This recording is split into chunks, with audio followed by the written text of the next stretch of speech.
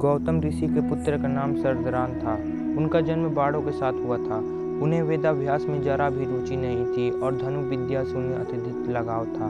वे धनु विद्या में इतने निपुण हो गए कि देवराज इंद्र उनसे भयभीत रहने लगे।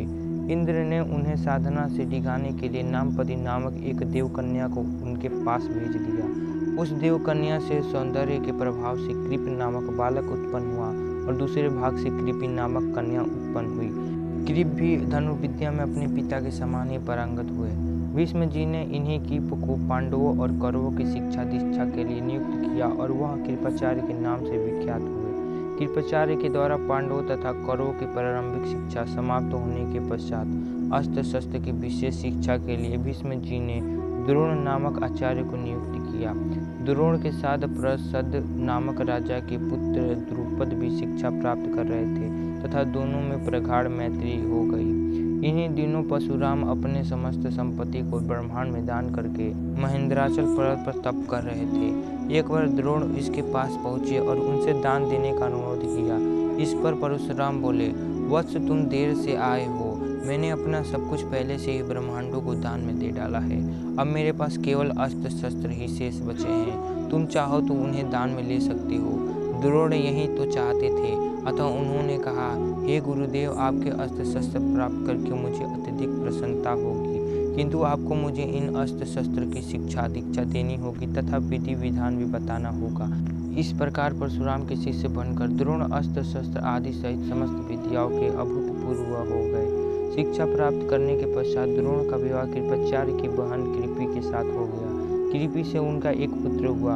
उनके उस पुत्र के मुख से जन्म लेते समय अश्व की ध्वनि निकली, इसलिए उनका नाम अश्वत्थामा रखा गया। किसी प्रकार का राजाश्रय प्राप्त न होने के कारण द्रोण अपनी पत्नी कीर्ति तथा पुत्र अश्वत्थामा के साथ निर्धरता के साथ रह रहे थे। एक दिन उनका पुत्र अश्वत्थामा दूध पीने के लिए मचल उठा, किंतु अपनी निर्धनता के कारण द्रोण पुत्र के लिए गाय के दूध व्यवस्था न कर सके। अकस्मात उन्हें अपने बाल्यकाल के मित्र राजा द्रुपद का स्मरण हो आया, जो कि पंचाल में देश के नरेश बन चुके थे। द्रोण ने द्रुपद के पास जाकर कहा, मित्र, मैं तुम्हारा सहपाठी रह चुका हूँ। मुझे दूध के लिए एक गाय की आवश्यकता है और तुमसे सहायता प्रदान करने की अभिलाषा लेकर मैं तुम्हारे पास आया हूँ। इस पर द्रुपद अपनी पुरानी मित्रता को भूलकर तथा स्वयं के नरेश होने के अहंकार के वश में आकर द्रोण पर बिगड़ उठे और कहा, तुम्हें मुझे अपना मित्र बताते हुए लज्जा नहीं आती?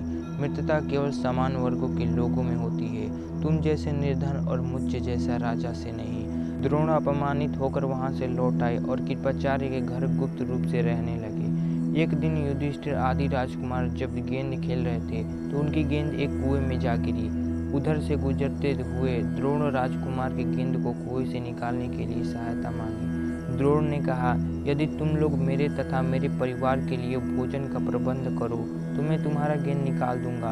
युधिष्ठिर बोले, देव, यदि हमारे पितामह की अनुमति होगी तो आप सदा के लिए भोजन पा सकेंगे। द्रोणाचार्य ने तत्काल एक मुट्ठी सिंक लेकर उसे मंत्र से अभिमंत्रित किया और एक सिंक से गेंद को छेदा, फिर दूसरे सिंक से गेंद में फंसे सिंक को छेदा। इस प्रकार सिंह से सिंह को छेदते हुए गेंद को कुएं में निकाल दिया। इस अद्भुत प्रयोग के विषय में तथा द्रोण के समस्त विषयों में प्रकांड पंडित होने के विषय में ज्ञात होने पर भीष्म पिता ने उन्हें राजकुमारों को उच्च शिक्षा के नियुक्ति कर राजसराज में ले लिया और वे द्रोणाचार्य के नाम से विख्यात हुए। मित्रों, अगर आपने महाभारत देखा है तो कमेंट में जय श्री कृष्ण जरूर लिखें और हमारे चैनल पर ऐसे ही रोज वीडियो देखने के लिए हमारे चैनल को सब्सक्राइब करें। जय श्री कृष्ण।